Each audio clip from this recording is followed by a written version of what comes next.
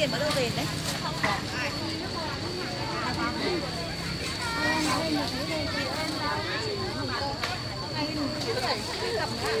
Ôi, đây này em đừng bảo là đi cáp lấy.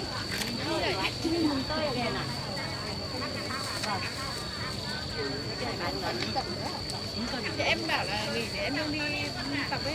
Mấy gì đấy? Tháng tam bói.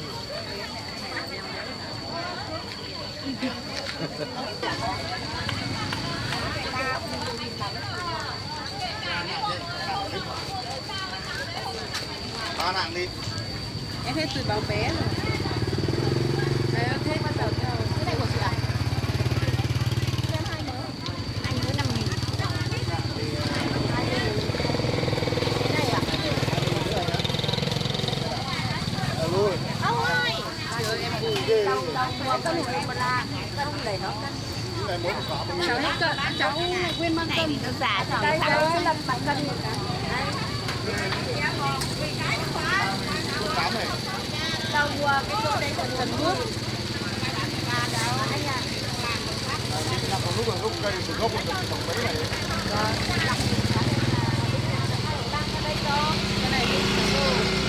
Thế ở bên cạnh nhà tôi cái bà bán một cây mấy tạ. Mấy tạ. Cây ấy. Thịt trắng bán mấy tạ.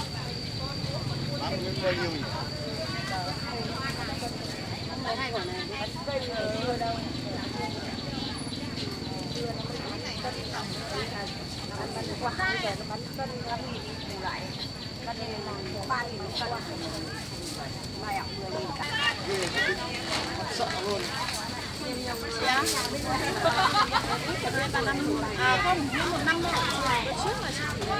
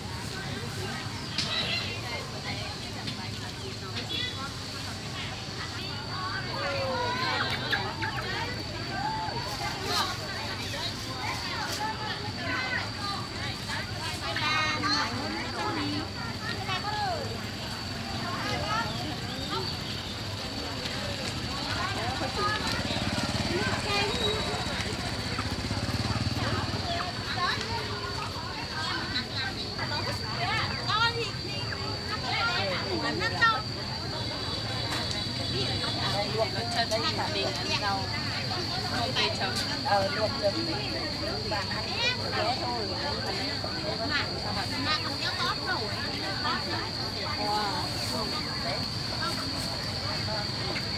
đó là có sữa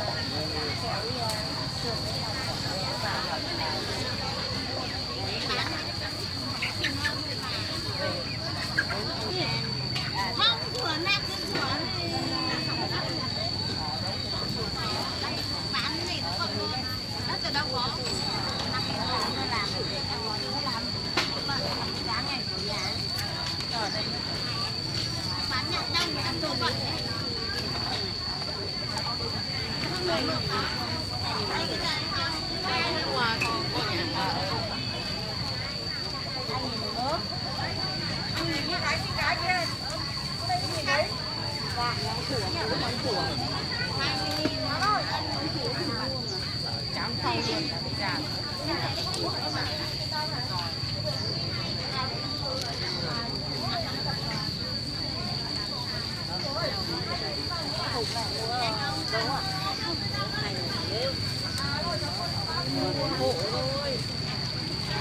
phải già già em